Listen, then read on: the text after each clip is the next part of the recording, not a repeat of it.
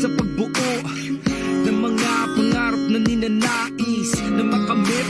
Ito ng labis-labis, tanging puhunan ay dedikasyon. Maging halimbawa, maging inspirasyon. Ang uno ay naging gabay sa iba upang mapasa kamay ang mithiin nila. Isang dekada patuloy na tumutulong. Hindi kami aatras, mananatiling sumusulong sa pag-usbong ng makabagong henerasyon. Pagtupad ang mga pangarap, ito pa rin aming misyon. Malalim na ang pundasyon, 10 taon na matatag. Konkreto na aming pader, kaya't hindi mabubuwag. Ang tanging hangarin ay mabago ang iyong buhay at mapaligaya ang iyong mahal sa buhay.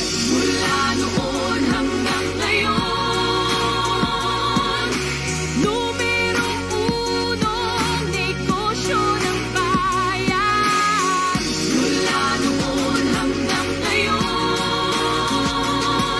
nagagapay ng sambayanan para sa ating tagumpay. Mula noon hanggang ngayon, tamang daan patungo sa mga pangarap. Mula noon hanggang ngayon,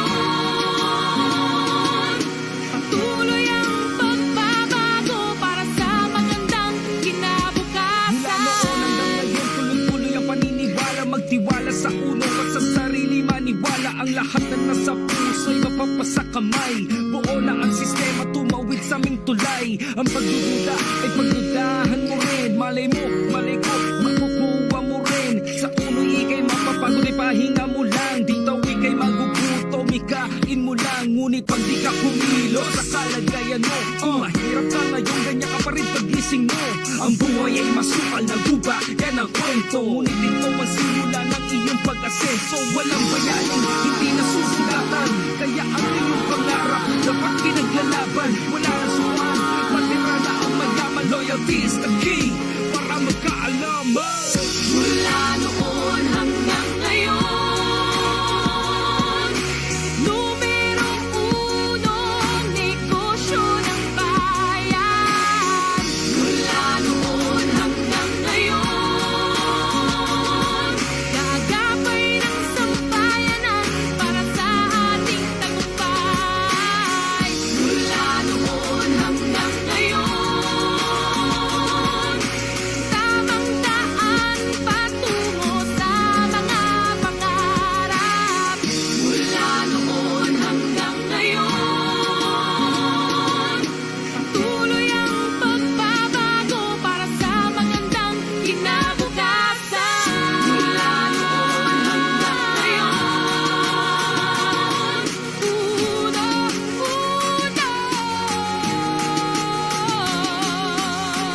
Mula noon hanggang ngayon, uno.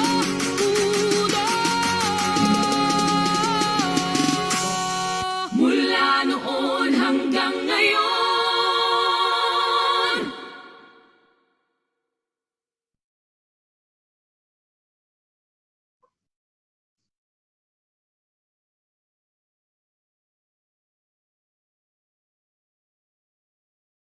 Hi, good morning. Kumusta kayo? We're back na naman po. We're going to have a discussion mga importanteng health awareness and concerns. So, kumusta po kayo? I remembered last time, maganda din po ang naging topic natin. Exciting din po, just like now.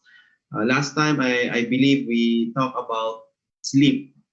Sana po with that so-called lecture, nag-improve po ang ating quality ng sleep at quantity ng sleep. Of course, na-discuss natin yan at ano ang effect nito sa ating health. Okay?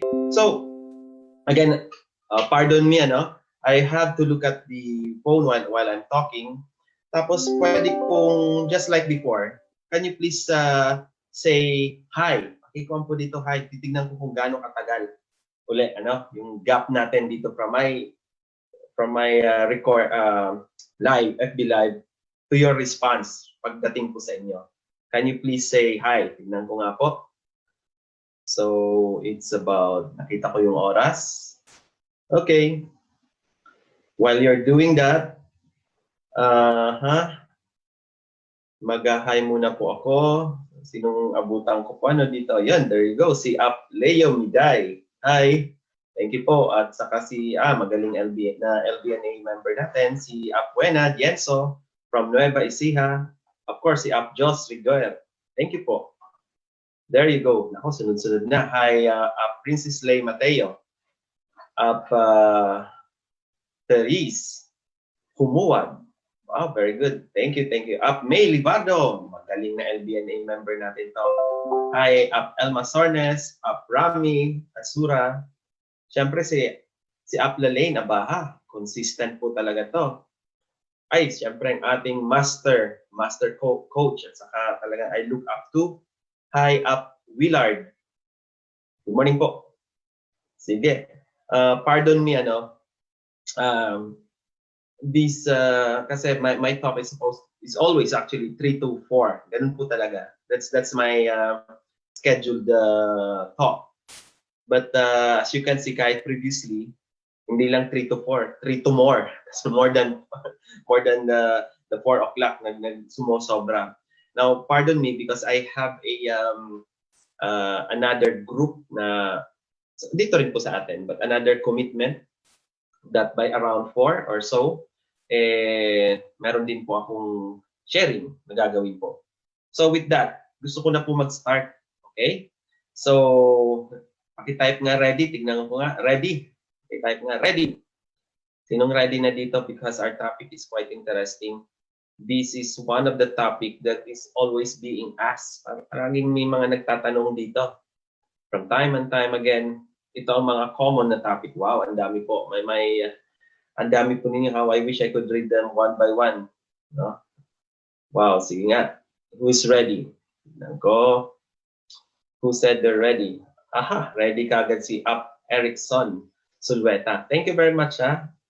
Siyempre, wow. Pati ba naman si Master Willard. Thank you po. Thank you po. So, good morning po. Team Entrepreneurs of Dasmariñas, Cavite. Meron po dito. Ready din po si Up Elma, si Up Sherlyn Pescadero, siyempre si Up Josephine Abaha. Laging ready yan. Up Lalaine Abaha, Up Annabel Mantile. Ready, ang daming ready. Okay, very good. Nakikita ko yung gap very, very short lang. So, I'm very excited. So, if you won't mind, mag-start na po ako. Let's have this learning. Ito po again, perspective-wise, gusto ko makita another perspective. May emphasize ako dito. All for good health. All for awareness. And again, we're doing this in order to share. All the knowledge comes from him. No? Tapos, I have to recognize, of course, yung mga authors, yung mga gumawa ng articles or research. So, I salute you. Salamat po sa inyo. So, again, I'll go back before I do start, yung 5 strategies ulit natin. Ano? The first one, boost your immune system. The second one, kasi naayon talaga how do you call that, with this pandemic, itong 5 strategy natin po, or strategies for that matter, ayos na ayos po, pasok na pasok. And we've been hearing different, should I say, studies about this pandemic. At medyo, at the end of the day, ito lang masasabi ko, at the end of the day, what we have is our immune system lang talaga. Even yung mga experts natin, which we salute, no? Medyo they have different, I should say, different studies, different perspective. But what is the same is our health. Kaya nga, andito tayo. So, the second one is, of course, to manage your comorbid diseases or illnesses. Ginagawa na po natin. In fact, ang ginagawa ko po, dinidiscuss ko na po yung mga comorbid diseases. Kasi kahit sa studies po, makikita nila ang effect, the high-risk situation of those with comorbid diseases. The third one is the oxidants or antioxidants for that matter. And of course, dito po sa atin, we emphasize the so-called healthy gut. And marami na rin po mga pag-aaral, nakikita nila the effect of so-called, psychological or how we manage stress. So, solid tayo sa 5 yan, ha? Tandaan po natin. Sige, I have to start na po. Gusto ko po basahin, isa-isahin yung mga kuan ninyo, mga greet sa akin. Maraming salamat po. I do hope you see the title. The title is Are You a Stone Former? Stone Former. Yun pang title niyan. Bakit kaya yan ang napili kong topic? Well, first and foremost, sabi ko nga po, I've been consistently, kahit nga po on or off FB Live. Kasi minsan po, sa FB Live, obviously may magtatanong. Sa pag wala naman po akong FB Live, in my own, may magtatanong po dito sa messenger ko. And one of the conditions or disease that they are concerned ay itong sinasabi natin stone sa katawan natin. Okay. Now, these words na stone former. Okay? Maiintindihan natin yan later. In fact, previously, very cautious ako to use the word stone former. Kasi pag tinitignan po natin, pag tinanong po natin yung, for example, if somebody's sharing their condition sa inyo, one probably of the so-called question that you're gonna ask is, sa pamilya niyo po ba? Ang tatay niyo po ba? Nanay niyo po ba? May ganitong sakit. So, parang family history. So, isa ito sa mga itatanong natin. Okay. Sige, continue po ako ha. Okay. Yan. As you can see in here, there is a so-called anatomy, no? A sketch of a human body. But more than that, here is my question. Ito pong katanungan ko. At sana mas ma-excite din po kayo. Kung na-excite kayo nung una, you found rather the lecture practical, na ayon at may impact sa inyo. Gusto ko rin po ito magkaroon ng impact kasi may mga isisingit po ako dyan, mga pag-aaral at articles. Okay, question po. In our body, okay, ayusin ko lang po. In our body, where can stones form or develop in your body? Yun ang katanungan ko doon. Sa katawan po natin, saan po pwede mag-form or develop ng stones? Yan. Gusto ko, pakikuha naman po, paki-PM po sa akin, dito sa chat natin. Tell me what part of the body where stones can develop or form. Come on. Sige nga po. Thank you po. Ay, ang dami oh. Ang bilis. Thank you very much. Sige nga po. So while I'm awaiting, because there's a certain gap, so i-greet ko lang po, ano? Hi up Nestle Baldilobar. Hi up Felix Malugyo. Up Dresny Vendor. And hi up Ronaline Ranyon. Ito po yung naabutan ko dito when I look up. My apologies. Of course, up Nini Ranyon. Nini Basilan, I'm sorry. Gumanon kasi. Oh, somebody answered. Sila up Annabel Mantile, up May Libardo, up Leo Miday, up Josephine Abaha. They all answered kidney. Correct yun. Question, saan pa kaya maliban sa kidney? Or meron ba? Sa kidney lang ba? Hi up Raisa Malate. Ito, si up Princess Lay Mateo. Kidneys, gallbladder po. Very good. Dalawa ang sagot niya. Siyempre si up Josephine Abaha, gallbladder. Correct po. Ang galing. Hi up Norman Francisco. Sabi ni up Elma Sores, Adors Dapiton. Kidney, ang sagot nila. Okay. Si up Nini Basilan, kidney and liver. Okay. Watching from Batangas itong si up Norman Francisco. And he answered, Maria Emma Francisco Española. Kidney din ang sagot. Hi, up Nestle Bilobar. Okay, there you go. Kidney, wow. Hi, up J. Almares. Almares, tama. Nakalagay, Almares. Up Sheila May Silvano, hello. Up Jeretcha Alag Rogelio. He answered, gallbladder. Very good. More earnings pa daw, sabi ni Up Sheila Silvano. Very good. Si Up Romeo, syempre, galing sa Parañaque City, magaling na LBNA member po natin to. Hi, Idol Floor, Jean Porones. Si Sir Ed Abaha. Thank you, sir. Very consistent po sila. Okay, may habol lang ako. May nakita kasi po akong different answer. Si Up Nini Basilan. She answered pancreas. Sige, tignan nga natin later kung tama mga sagot nila. Okay, sige. Para to go directly to the topic. So, bibitinin ko kayo ng konti. Ang katanungan dito, saan sa katawan natin pwedeng mag-form or develop ang stone or stones? Okay, ang dami ng mga sinagot ninyo po. Very good.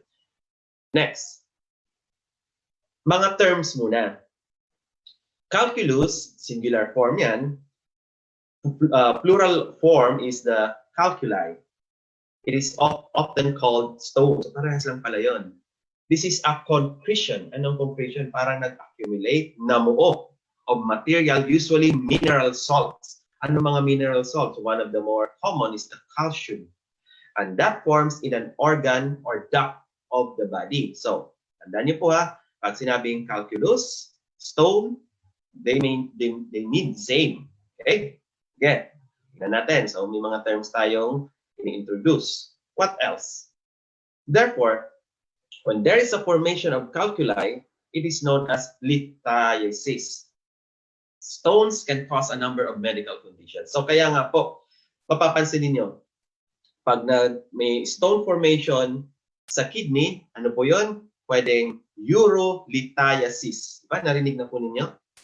You just attach the word lithiasis because it has something to do with the formation of calculi or stones. Okay? How about yung sa gallbladder? Ano pong tawag natin doon? Cholelithiasis. Diba? Has something to do with the gallbladder. And so on and so forth. Okay? Ganun po yun. That's how medical terms are. Kaya nga, minsan may mas mahaba pa nga po dyan eh. Kaya minsan, pag nagsusulat po kami, naku, ang haba dito. But actually, the clue or clues for the term ay nandyan mismo. Dito mismo sa word. Siyempre, kung alam mo ang background. Okay? So, what else? I want you to look at this one. And I would like to put an emphasis on this one. No? Dadandahanin ko pagbasa nito ha. Normal or abnormal crystals can form within the kidneys as urine is being made and may group together to form kidney stones or calculi. So these crystals, both, emphasize ko ha, normal and abnormal. Why? Do we have a normal crystals? Yes. Do we have an abnormal crystals? Yes, in certain conditions. Pag ito ay nag-form, ito ay group together, it will form into stone or calculi. They start with crystals. But when they form together, both the normal or the abnormal, they can present as stone. Dagdagan ko lang po, these stones become lodged in the kidney itself or in the ureters, the tubes that pass the urine from kidney to the bladder, causing extreme pain. Okay, now, itong topic ko na ito, I would like to limit, to focus more on the kidney stones. Okay, formation of stones in the kidney or urinary system. Kasi meron pa po itong ibang stones, yung na-mention nga po ninyo. Gusto ko, gawin ko itong series. So ito, a little focus muna tayo dito. Pag-focus natin dito, tignan natin magandang perspective, how it will help us. How such perspective would help us to be better, to be healthy. No? Yun ang ating purpose. Okay, so dahil dito sa stones nito in the kidney system or urinary system, it can cause extreme pain. Masakit po. So may I know at this point, sino po kaya sa inyo? Of course, I cannot see, but do you happen to have kidney stone? Na-diagnose na po ba kayo ng doctor na meron kayong urolithiasis or kidney stones? O kaya naman while you were urinating, no? May lumabas po dun na bato. Have you heard of that experience or kayo po mismo may ganun na po na experience? Okay? Because one of the symptoms in here really is pain. Talagang masakit yan. Imagine, if you have seen, no, sa some literature, they would show pictures, makikita nila na mas malaki pa nga po sa daanan po ng or almost about the size ng daanan ng ihi or kung doon naman po sa bladder malaki din po, di ba? Oh, napatingin lang ako dito ha. So sabi ni hi Abdayan, general ito ha. Hi Abdayan, Team Legendaries. Thank you ha, Abdayan Kauli. Watching from Mindanao, Apsala Rudy. Sabi ni Apleo Miday. Ako, naka-experience na pala po si Apleo. At sobrang sakit daw, sabi ni Apteris Jumowad. That's why, tama po. It's a really extreme pain. So, very good. Dito sa LBNA, they are saying that madaming clients na may kidney stones. So, natutuwa ako kasi ang topic na ito, appropriate at saka I believe makakatulong po. Okay? So, sabi yan ni Ap Maria Rowena. Thank you. Yes, sabi ni Ap Nini Basilan, 2018 po I experienced na po. Naranasan din po ni Ap Emma Española. Can you imagine? Mismo partners natin dito, they have this problem. So, ngayon po, may mga, I should say, mga things that that is said, no? Things that are said na totoo at hindi totoo. So aayusin natin to base sa mga pag-aaral. So again, thanks to the authors, the different authors. I salute you. Sige, naku, daming dito. Meron nga po dito, I might as well read this one, ano? Sabi ni Apteris Jumowa, na-experience ko po sobrang sakit, binigyan akong gamot yung antibiotic po injection po, wow. Masakit na nga po yung experience ni Apteris dun sa the kidney stone itself, ano? Eto pa, may mga injectable pa po. Lumiit, sabi ni Apsa Avedra Ivalor, lumiit po yung gallstone ko from 1.3 to 1.08. That is significant. Nag-umpisa lang po, di po ba tataas sugar ko sa repolyo? Nag-umpisa kaya lang po, di po ba tataas sugar ko? Sagutin ko po yan. Hi, Fred Valiant. Thank you, sir. Wow. At gusto ko dun sinabi ni Apwen, I have to read this one. At madami na din pong nagamot through our cleansing protocol. Kaya nga po, pansinin niyo po, ever since when I started doing this one, I always emphasize not include cleansing in all those conditions. In all those conditions. Okay, because you're helping the body to do so. Okay? Ang katawan natin, meron pong kaparaanan to clean. There is so-called balance. Okay, sige, para di ko na kayo mabitin masyado.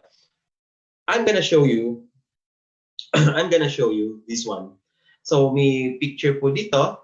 Makikita ninyo kung saan common makikita or possibilities na location sa katawan natin makikita ang stone. Obviously, na-mention na po ninyo kanina, we mentioned about the kidney. There you go. There's a stone in here, nakalodge, and here's the problem. Pag produce ng urine, ng kidney, it is supposed to pass in this tube. Anong tawag sa tube na to? Ureter. Of course, this paired organ. Okay. In this case, merong obstruction. Pag may obstruction, it has really a health effect sa katawan natin. So, where else pa po? Dito ako magpo-focus sa discussion, ha? Where else pa po? Ito probably next time po. I'm gonna discuss about this one kasi isa rin po ito sa mga tinatanong. So, in this case, you would see the gallbladder. So, this is the gallbladder. And in here, there is a duct.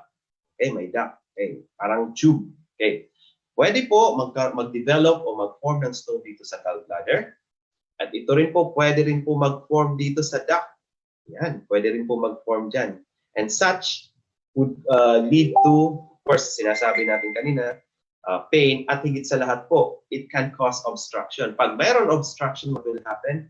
The fluid na kailangan po na may move out, hindi na move out because of the partial or complete obstruction. So may effect din po yan. Saan pa po sa katawan natin? Since that's my question. Well, na-mention ko na ito. Look at this one. You have here in the kidney, you have here in the ureter. Ito po, ureter po yan. Then, pag-produce ng ihi dito, it would pass by sa ureter and go to the storage of urine. Storage, ha? The production is in the kidney, but the storage is here in the bladder. It's a muscle, okay? So, dyan po na i-store. And that bladder is not exempted from the development of stone. In fact, in my practice, no? Naalala ko po noon, everybody do like this, yung fist ninyo. Ganun niyo po yung kamay ninyo. Okay? So, ganun niyo po yung kamay ninyo. Can you imagine one stone inside the bladder, and it is about the size of your fist? Can you imagine that brother? Kung paano na-develop yan? Okay? So, many times, so magagaling dito yung mga surgeons at of course, urologists natin. Salute to them. So, alam na alam nila ito. So, nakita din po namin sa practice namin. Can you imagine that? Now, saan pa po pwede mag-develop?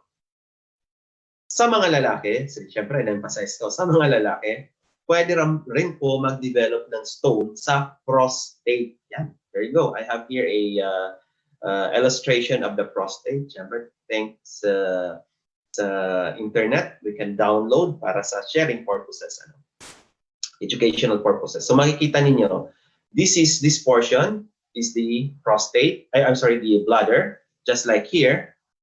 And there's a tube. This time it's called urethra. Yan, that's urethra. So dito sa taas, from kidney, ureter, bladder, then urethra. Lalabas na po dito as yung ihi. Okay, sa environment or kung saan man po magpipi kayo. Okay, so saan po ang prostate? Ang prostate po naka-enclose po dito sa urethra. Okay? So, kung ito po ang tube ng urethra, andyan po siya, naka-enclose. That is why, especially in elderly, ito magiging topic ko rin to next time. Pag nag-grow, nag-enlargement po ang prostate, tignan niyo po ang lumen as compared to here, no? Dito, at least makakalabas po ang ihi, ang urine. But in here, you would see a obstruction. That is why one of the manifestation ng somebody with enlarged prostate, especially in our elderly, yung difficulty pag-ihi. Aside from the pain, no? Yung difficulty pag-ihi. Because of this one. Hindi mailabas totally because of a partial and worse. Hopefully, hindi naman total obstruction. Kasi kung total obstruction, iba na po ang management. So, aside from the kidney, aside from the prostate, saan pa po pwede mag-form ng stone? In here po, you would see, this is actually downloaded lang po ito, but this is just to orient you. This is the tongue, this is the teeth. Obviously, you see a whitish area in here. So, there is a formation of stone dun po sa mouth, even sa kung tawagin nating salivary area or dito sa mga tonsils. Yan, sa area na yan. Okay? Lahat tayo may tonsils, by the way. No? So sometimes if you would say, Doc, pag nagpa-consulta, Doc, may tonsils ako. So kami naman na doctor, masaya, very good, may tonsils ka. Mahirap na, Doc, wala po akong tonsils. Okay. So anyway, kuwan lang naman yan. That's how yung iba, no? Iba ang concept na we have all tonsils. The problem in here, if it has inflammation, if it is congested, if there is a infection, and worse, if there's cancer obstruction to that matter, yun ang problema. Now, dito makikita natin na pwede rin pala on this location sa mouth, salivary gland, or the tonsils na area, pwede po mag-develop ng ito nga po, stone. I don't know if you have heard of this one. Is this the first time? Or you have heard of cases na may ganun? Kasi kung ito po medyo nagulat po kayo, what if I show you this picture? I don't know if you could orient with this picture, but this is looking at the bottom of the nose. Ilong po yan. So, may speculum po, ginanon po yung ilong para mas siguro ma-picturean, ma-photo rather. Picture ito rin nasabi, ma-photo. So, thanks to the author nito sa internet. So, pinakita po dito sa loob, there is a formation of stone. Can you imagine? Inside the nose. Have you heard of this one? Meron po. Okay? Okay. Sige. So, those are the conditions na commonly or unusual na mga location. Okay? Sige. Remember, so I have in here sa baba, usually yan ang source ko. So, this is how I do it. I always recognize kung saan ko galing ito na nakuha, no? For our learning. Stones occur in several parts of the human body. Sabi nga natin, it can be in the kidneys, bladder, prostate, gland, na-mention natin kanina, gallbladder, salivary glands, at kanina may sumagot, pancreas, tama po kayo. Although not regarded as life-threatening, they can be a source of considerable pain and discomfort. Actually, dito sa, this information ay importante po. At least alam na po natin na hindi lang pala yung kidney, Hindi lang pala yung gallbladder, yung mga sinagot natin, it can occur on other parts of the body. Now, I would like to clarify, to add up to the last statement, that it can be a source of considerable pain and discomfort. While it's true, looking at the example of kidney, for example, meron pong stone doon, hindi lang pain or discomfort ang magkaka-problem tayo doon.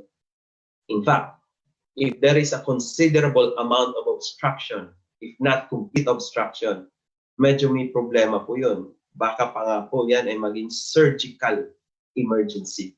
Kasi kung hindi po maayos yan, it can lead to other problems. So, pwede magka-kidney. Eventually, kidney failure. So, hindi maganda yun. Because of that stone, it led to that kind of path of issue. So, may stages naman po yun. Okay, reminder. Okay, gusto ko isipin ninyo ito. Because I know at this point, you are all, well, sitting down. Iba, magtatrabaho siguro. Iba, nakikinig, may pinakikinig ng iba, pero nagpapasalamat ako kasi abay nakikinig din sa akin sa sinishare ko po. But think about this. At this point, probably you're saying, so may kakilala akong stone former, o kaya naman kayo mismo ay nagkaroon ng stone, nakaranas po nun. But do you know that at this point, habang nakaupo po kayo or nakikinig sa akin, you are forming stones or crystals in your urinary system. Ngayon na ngayon po, meron po kayong napo-form na crystals or stones. Okay. So, it's like saying, teka, tama ba Dr. Cordero ang narinig ko? So, lahat tayo napo-form ng stones or crystals. I-qualify natin ang statement. What if I tell you, yes, we are all forming crystals. Okay?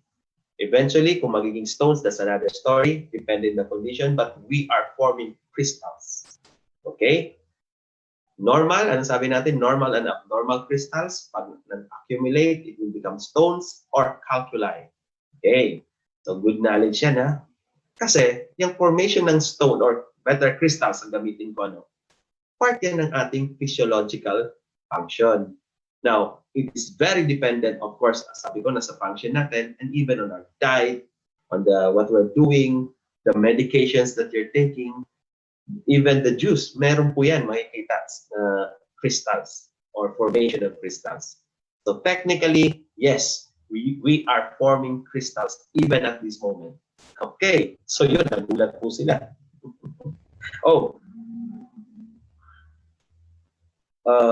Okay, hi, Up Denison, Tori Chiba, gathering of our humanitarian healthcare. That's good, that's good. Sige, so, I don't know kung nagulat po kayo, but indeed, you are forming stones or better rich crystals. Now, in the formation of stone sa ating katawan, sa urine, we're talking about the kidney system, meron po yan, ayon sa pag-aaral, may dalawang klase po yan.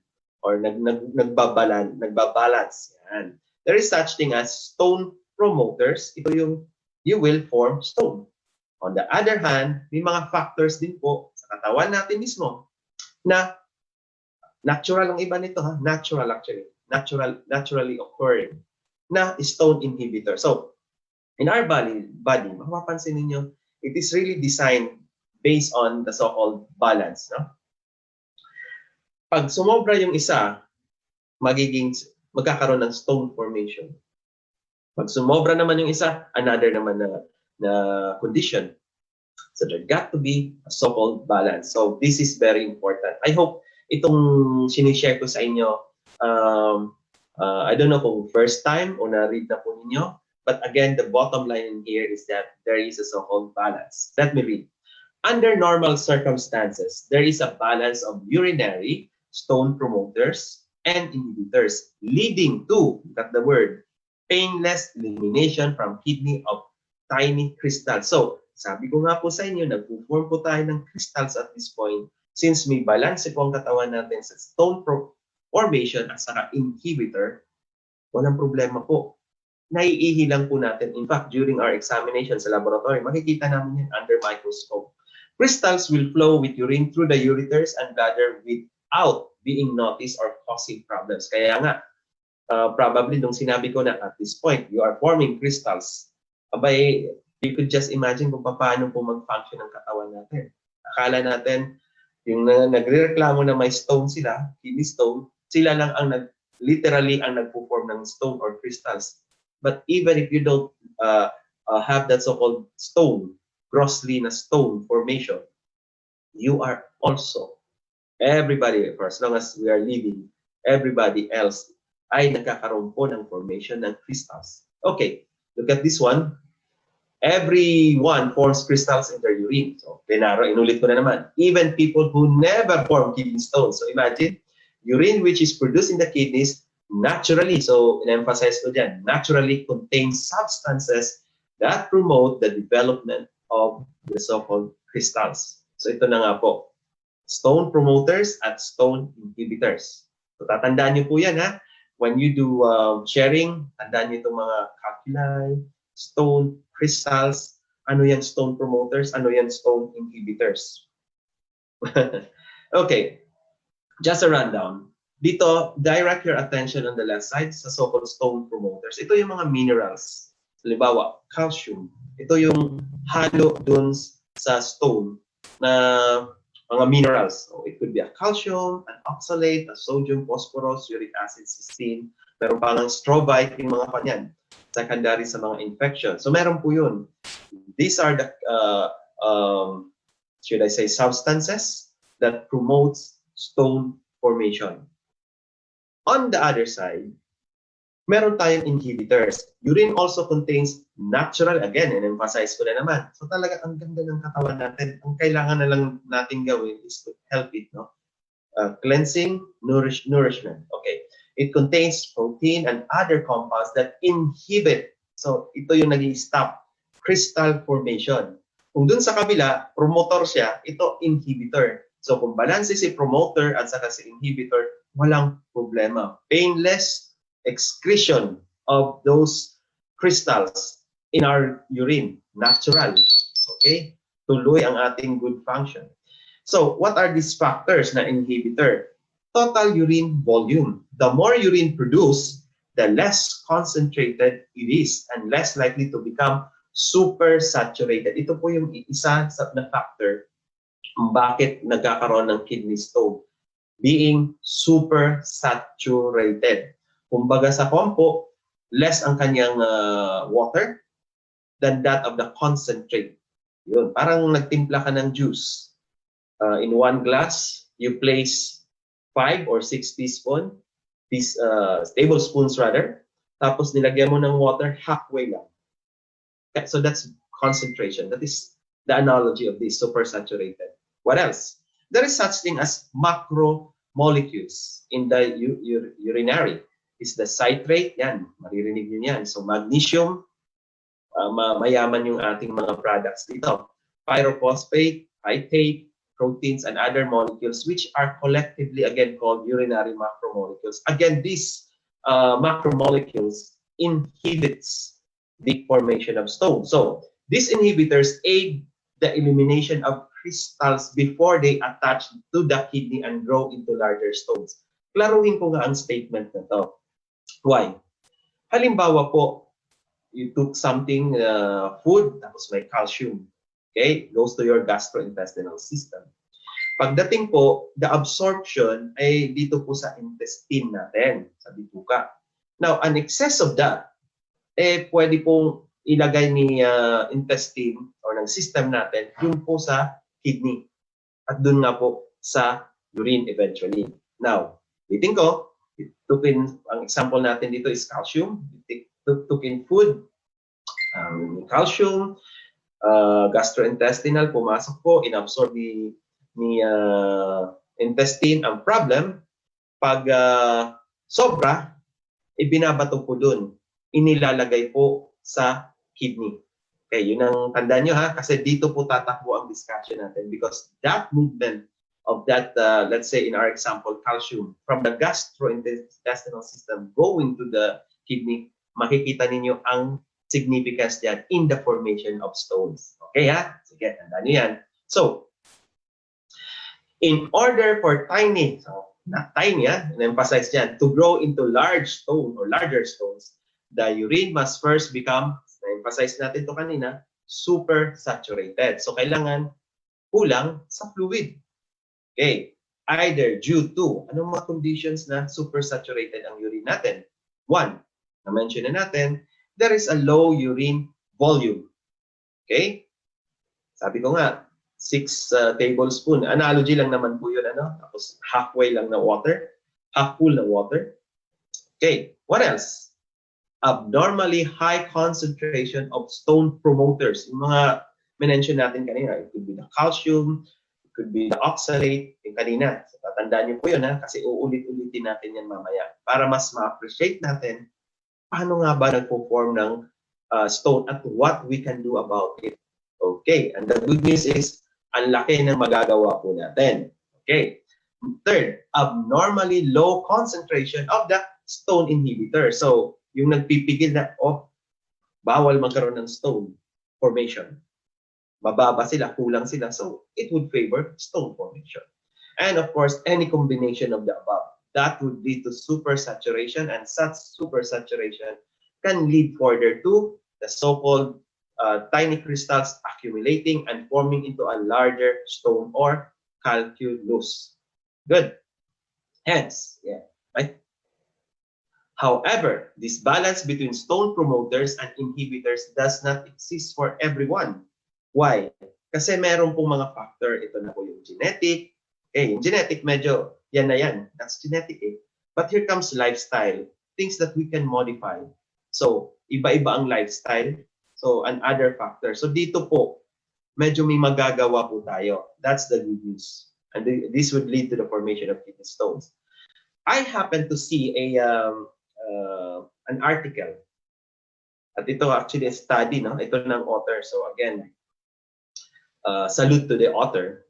At ang title ng journal niya or study niya, Kidney Stone Mysteries Solved. Or this is the article rather. Why some people are more prone to develop kidney stones. Di ba tayo nagtataka? Ito, sabi po nung doktor ninyo or nag-advise sa inyo, wag masyado sa salty foods. Technically, ito, mahilig sa salty food. Ikaw din, mahilig sa salty food. Pero, ang nagka-stone lang, ikaw lang. Bakit siya hindi? Have you ever wondered kung bakit ganon? Okay, kaya nga lumalabas yung word na stone former. Kung may tao na stone former, ibig sabihin, ang taong ito mas prone to develop stone. Ano ang dahilan? Yan ang gusto natin malaman. Usually, dati, sinasabi lang natin na, kwan lang yan, nasa lahi. Correct po, nasa lahi. Accepted naman yan sa study. But what we want in here, di ba? Sabi ko, different perspective or a deeper perspective, bakit meron? So sabi sa pag-aaral na ito, remember, sahin ko lang muna, most kidney stones form when the urine becomes too concentrated, supersaturation, allowing minerals like calcium to crystallize and stick together.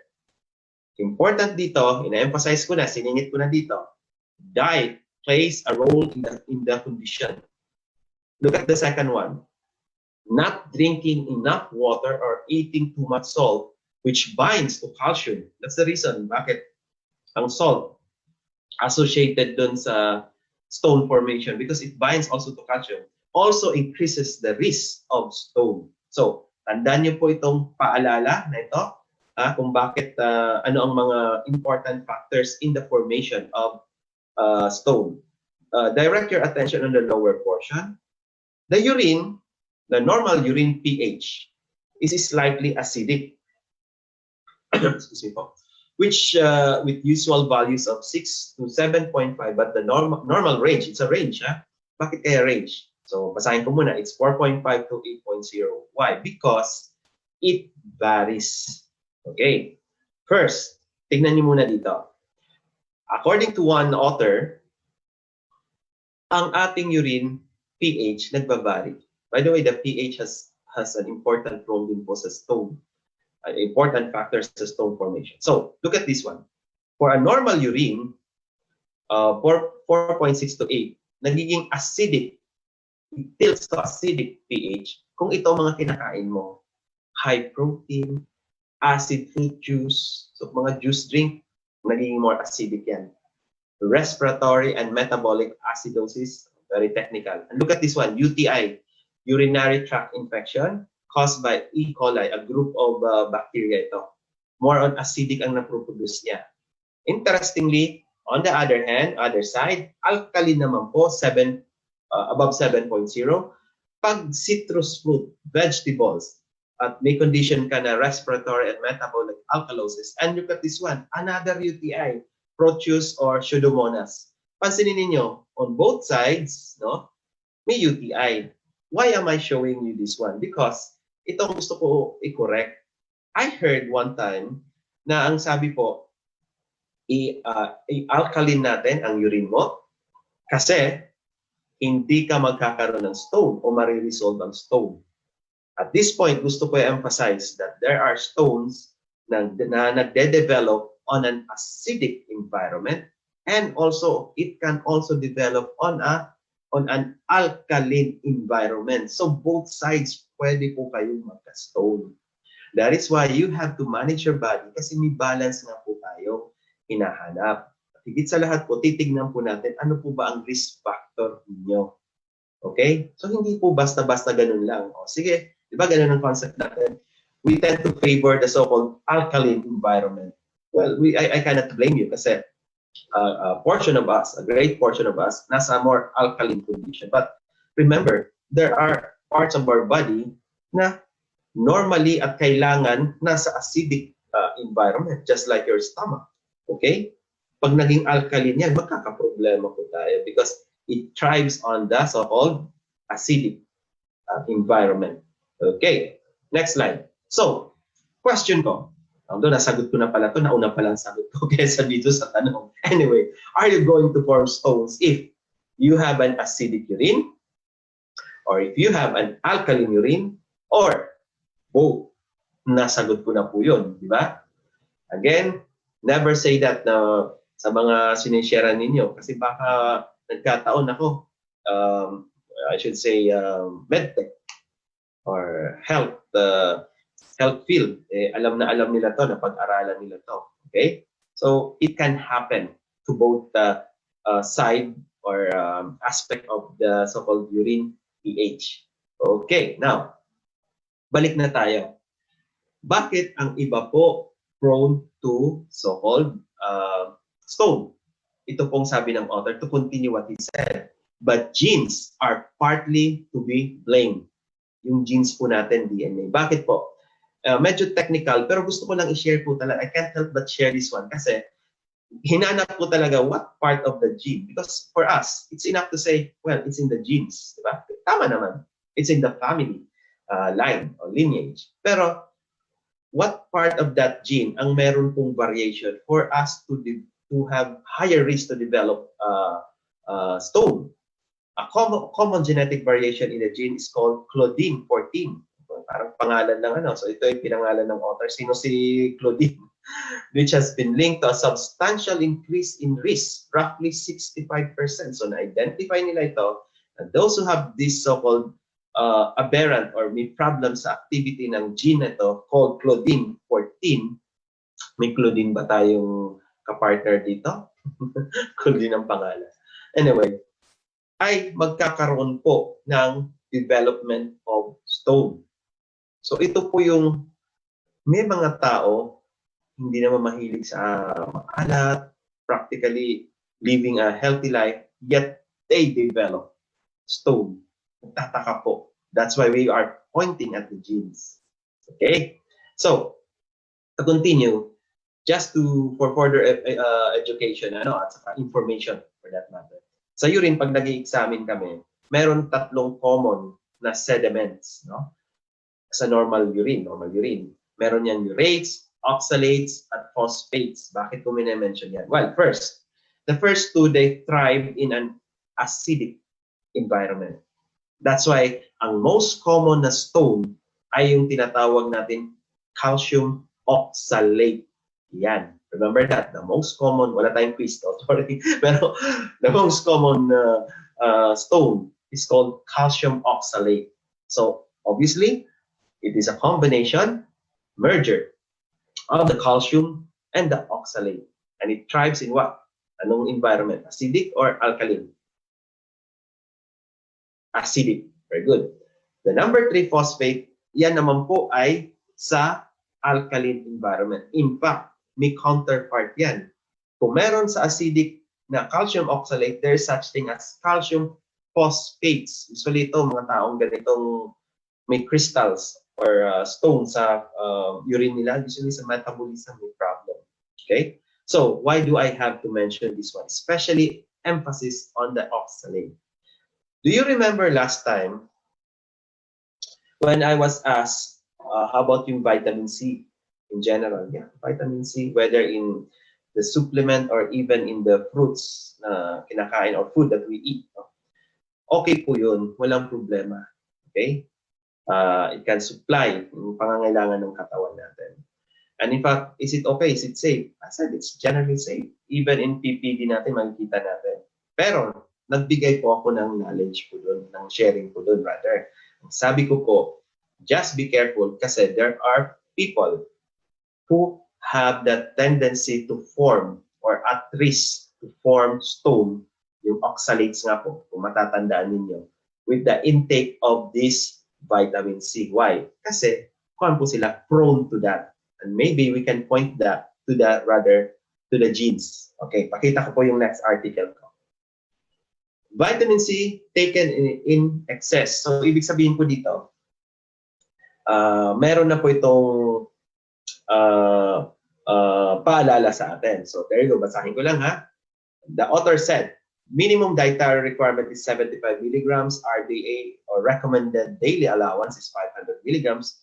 Whether taken as tablet or capsules or syrups or derived from vitamin C-rich vegetables, yan, sinasabi ko, fruits, oranges, and citrus fruits, may later manifest as oxalates in the urine. Ito pong, ganito po kasimple. When you take those vitamin C, you are forming or it would manifest as oxalates. Now, kung ang tao na yan ay stone former, itong pag-form ng oxalate, itong vitamin C na to, magkaka-problem siya po. Pero if you have that healthy kidney, hindi po kayo stone former, wala pong problema. You will still have oxalate, but it will not form into the so-called stone. Just the crystals. Okay, klaro po yun.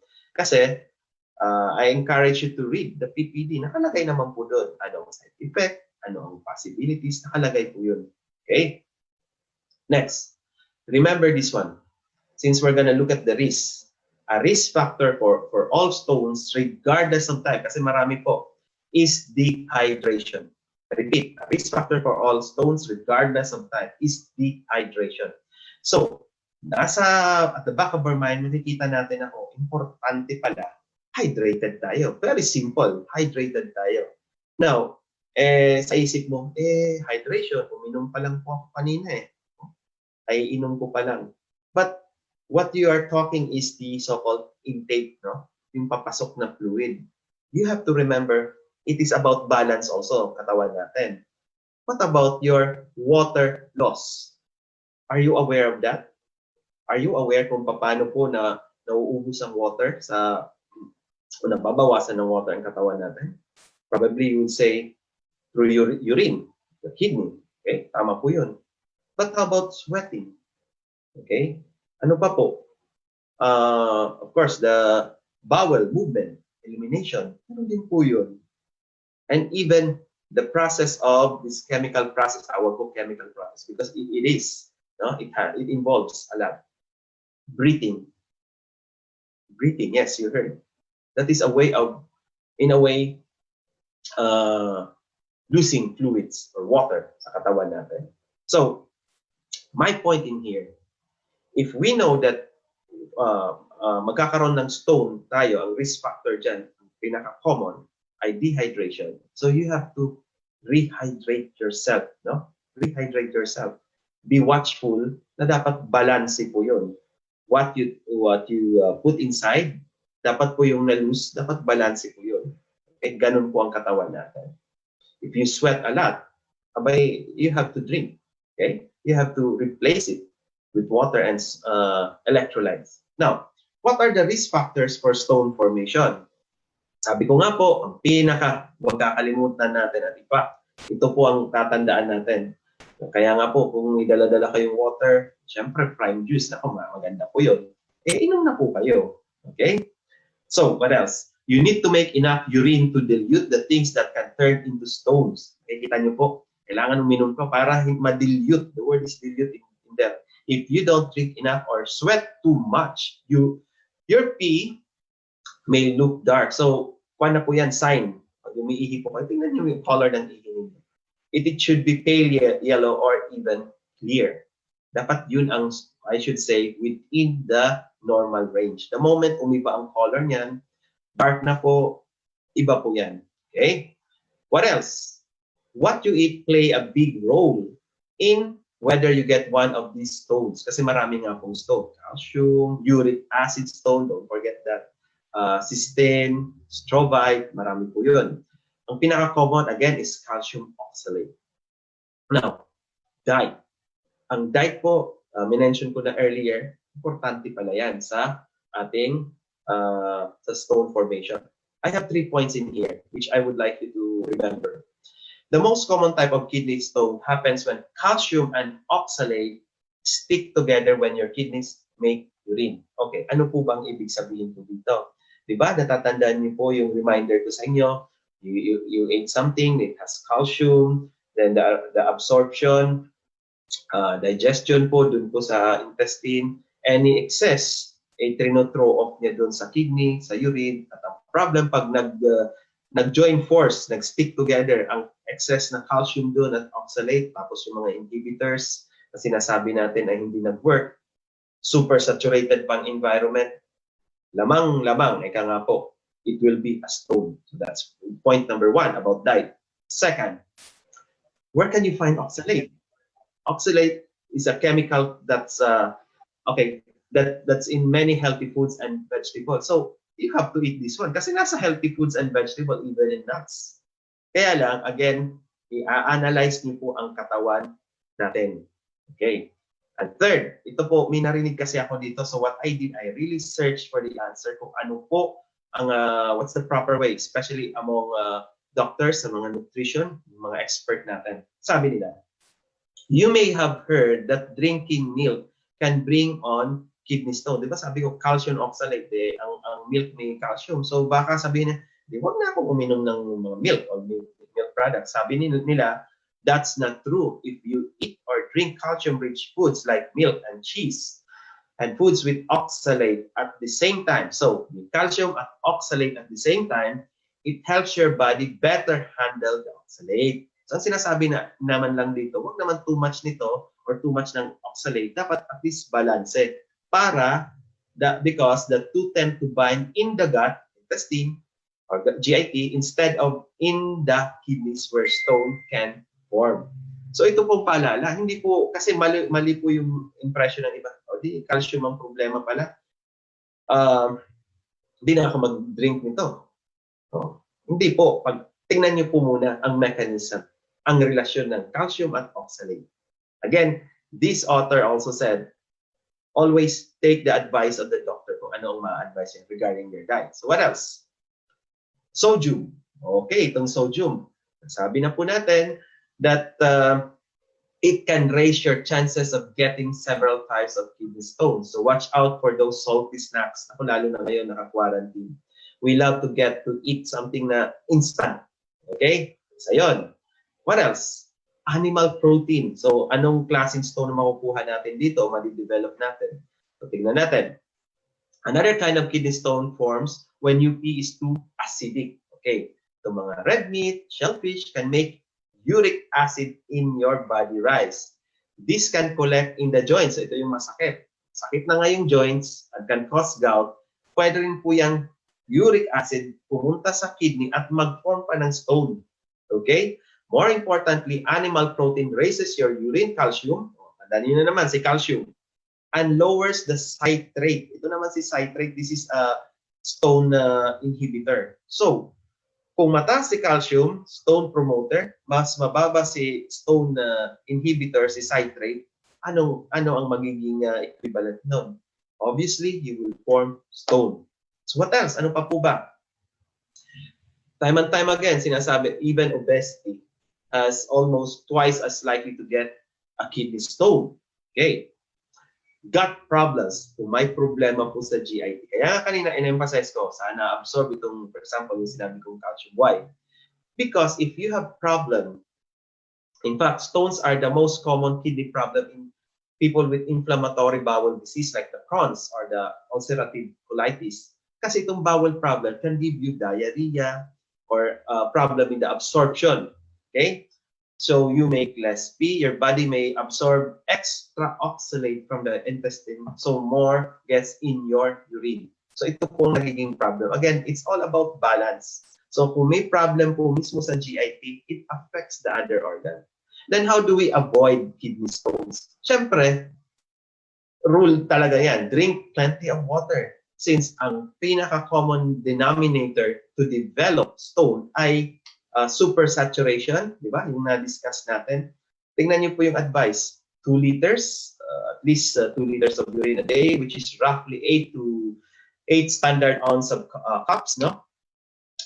Pwede rin po, if you have citrus beverages like lemonade and orange juice, and tinignan ko po ito ha, even the prime juice, yung mangosteen, because what does it contain?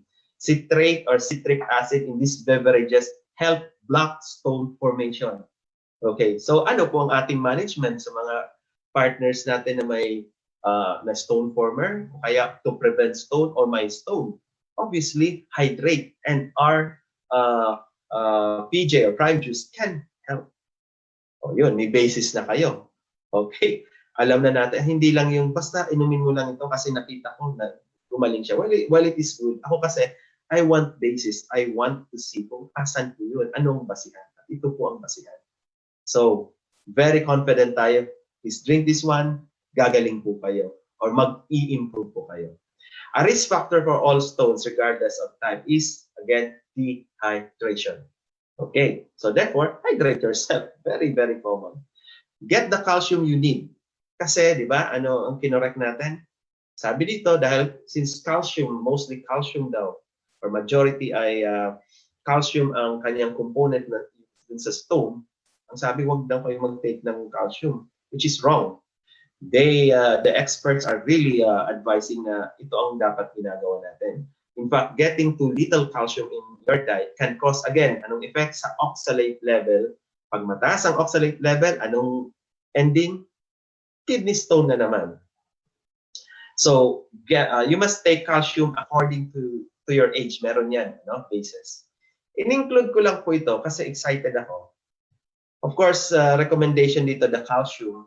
And in order to help absorb the calcium, excited ako kay vitamin D. Bakit kaya ako excited? Nako, malalaman nyo yan. I don't have the liberty to tell you, but this vitamin D will help us. Hindi lang to prevent, of course, indirectly prevent the formation of stone, but also even in our immune system. Nako, biting ko muna kayo.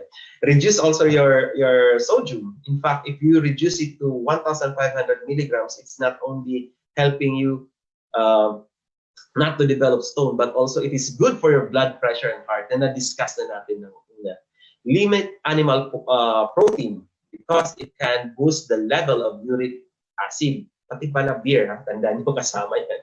A high protein diet also reduces level of citrate.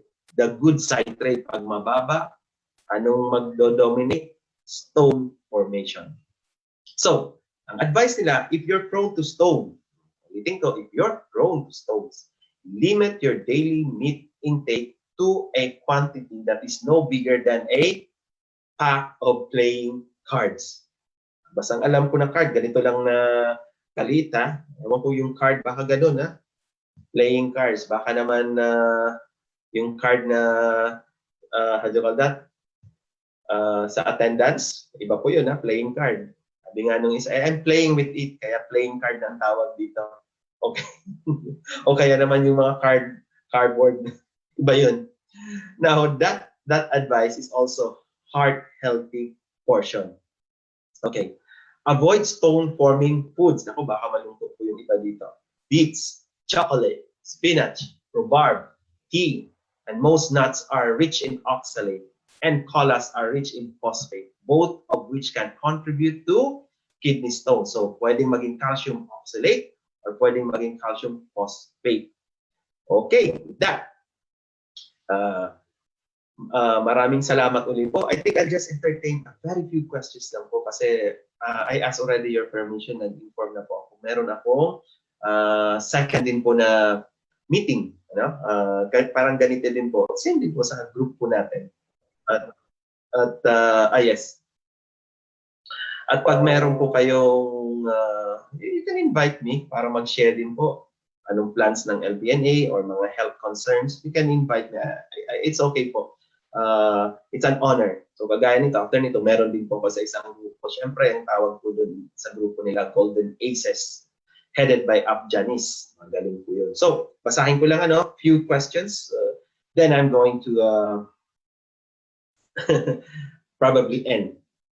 Okay. So, sabi ni Charis Alex Diamond. Yes po, Doc. Tama po talaga kayo dyan. Thank you, Charis. Buena. Ay, yes po, proven na nakaka-break yun ng kidneys ng ating prices para mailabas through yun. Yes, basta hydration po talaga. Ako, hydration plus. Palagi po, ang gusto ko po? Cleansing. Always. Okay, thank you. Hello, Carlo Remoto. Hi. Thank you din po, Annabel Mantile, Frankie M. Kazan. Thank you din po, Elma Sornes. Dami pong learning. Thank you po. Uy, damo nga salamat, Doc Rick. Damo na salamat. Rami Azura. Yes, ganda ng topic na po. Ang sarap sa puso pag nakarinig po ako ng ganitong comment. Sabi ni Teres Jumowad, as I've said, pag ang mga topics ko every time na nag-discuss ako, sa totoo lang pinagdadasal ko ano tayong magandang topic na every time I talk, every time I do share, magkakaroon ng good impact. No? Yun po ang akin. So last time yung sleep, ito rin po. Kasi alam ko marami po to Statistics wise, marami po. At marami din po kayong na-encounter na cases. Thank you po. Ito. Apleomidae. Yun po. As I've said, since it is hydration, never forget yung prime juice. Fluid. Very important po yun. Tapos sabay mo na yung cleansing. Yan. Ang dami na naman. Salamat po. Si Romeo Asierto. Thank you very much. Ang dami na naman natutunan, Coach. Grabe. I love this training. Salamat din po. Thank you po, Doc Rick. Thank you po, Teres. Hi. Yes po. Joan Amistoso. A whisper out. Matang Pusa Superior International. Hi, Elma. Sabi ni Elma. Salamat po. Oryam Kadusali Kabusag. Ang tanong mo, Doc, ano po mga bawal kainin sa my kidney po? Maybe kidney stone. Okay. Yung na-mention ko po kanina, yung mga most common, una kong sasabihin, the most common is calcium oxalate or calcium stone. No? That is the most common. I'm not saying na yun ang sakit po, but the most common ay yun po. At pag ganun po, isa sa ina-advise po doon, number one, is really to limit your sodium or salt. Isa yun. Okay? Tapos, again, hydration. Mag-hydrate po kayo. Okay? Very good. Okay. Princess Lay Mateo. Ask ko lang po, yung 211 na pag-intake ng Ultimacy. Very good question to. I like this one. Ay tama lang po sa pangangailan ng katawan natin. Salamat po. Para sa akin, when you say RDA, meron kasing RDA, meron kung anong pinaka-minimum, ano ang pwede na maximum, meron po yun. Ako, I would always advise, ano ba ang kailangan ng katawan mo? Okay? Kung yan, just a daily intake, 1 or 2, para sa akin, okay na po. Okay? Can you go higher? Yes, pwede po. Basta wala lang pong contraindication sa katawan ninyo. Okay? Mararamdaman naman po ninyo yun. Okay? And we follow kung ano recommended na expert. Okay? Thank you, Doc. From the Royal Emperor, sabi ni Doc Nini Basilan. Daming natutunan daw, sabi ni Helen Miranda. Thank you. Grabe, ang topic sobrang ganda. Thank you po. Leo Midal. Lalo na po sa sa ating anniversary. I'll be talking about the kung ano na po ang what we should know more or perspective natin ngayon po sa pandemic infection. Yung mga isi-share ako doon and I hope na may parating sa lahat, no? Para we can win against this disease. Okay? Thank you po. Sabi ni dami natutunan. Sabi ni Crosby Pausta. Thank you din. Just thank you po. Thank you, Charis Diamond. Maraming salamat po sa mga good learnings. Thank you. I like the word good. Na-share niyo po sa aming lahat, Doc. Keep safe, protected, and God bless us all po. Very good. Yes, sabi ni Helen. Pati foods din po, i-limit din. Yes. Indirectly, tama po yun. Lalo na po pag ang topic po, doon na po tayo sa gallbladder stone. Di ito mag-play ito. Okay? Thank you, Doc. Play Pastor. Thank you. Ano ito? Benson Torrechiva. Good morning, Doc. May kunting katanungan po ako in past years ago, yung nararamdaman ko na parang biglang tinutusok sa dibdib. Anong magandang okay. Denison. Ito this is an online discussion, no? Pero gusto ko sana magkaroon ng discussion about chest pain. Okay? Kasi may mga differential diagnosis yan. There are diagnoses na hindi kagad yung heart attack. Tandaan nyo, hindi kagad heart attack yan. So, ba? Parang low bat na ako. Naka-unplug kasi. Anyway, what are the other causes that mimics? Ibig sabihin, akala natin heart problem na. Okay? One is the so-called costochondritis. We think of costochondritis. Ano yun? Ito yung dito sa joints po, may inflammation. Paano po ang nararamdaman ng isang tao? Sabi niyo parang tutusok-tusok ka na.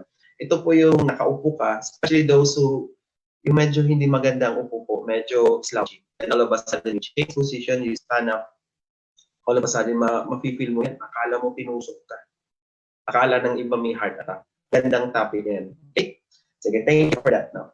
Thank you po, Doc. Sabi niya, Princess. For an 8-year-old, I go with, just half of it lang ang bibigay ko po. Again, anong paalala ko, yung G6PD, ha? The deficiency or problem in the enzyme. Yung sinasabi kong nakakause ng, or it would lead to anemia, especially on the younger ones. Yan lang naman mga precaution ko. Okay? Progina Alcacid, Doc, tanong lang sa time biglang sumakit puso, parang tinusok maybe 1 minuto ba?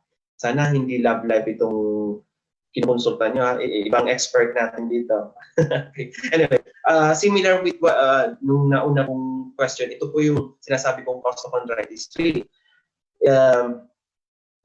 based on experience at saka anecdotes, talagang sinasabi nila, akala nila may heart attack. No? It would stop you from moving, talagang babagsak ka at sa sobrang sakit. But when you rest, when you lay down, nawawala ang sakit. In fact, that is a big difference dun sa heart, the real heart attack. Because even if you rest, even if you change position, the pain is still there. And it goes, it is becoming worse. Kaya yan ang pinag-iba. Costochondritis, self-limiting po yun. Nag-rest ka lang, sakto na position, pag ganun mo, okay na po. Okay? But it is painful. Okay. Hi up, Catherine Makuha. Konti na lang po kasi dito po, medyo, I think I have 5%. Kasi in-unplug ko po lahat, no? I had these lights, nagka-problem po tayo sa light, kaya in-unplug ko. Okay, so, Catherine Makuha, hi. Okay, Sornes. Doc, take ko po yung kapatid ko ng crypto, may UTI po siya, ganyan po, okay na po siya. Wow, very good, very good. Oh. Again, ako palagi ko, I always respect po the medical field. The practice po natin dito, sinasabi ko rin po sa LVNA team, we are complementary. We do complementary medicine. We never say, oh, yung sinabi ng doktor mo, tanggalin mo yan, yung antibiotics, tanggalin. No, it's a big no-no. As far as I'm concerned, complementary po tayo.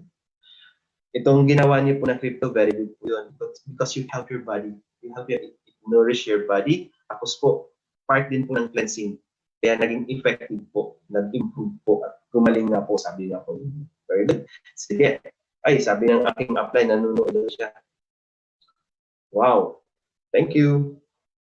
Tapos, syempre yung last na dito, Ab Catherine Makua. Salamat po. I think that's it na. Maraming salamat po. I'm very happy. Ang dami pong nag-attend na naman. And hopefully, ang dami pong nagkaroon ng good impact at learning ngayon. Okay? Hoping to see you again next time. Please stay healthy, stay safe, follow protocols. At higit sa lahat po, always honor God. To God be the glory. Okay? To God be the glory. Salamat po. God bless po sa inyo.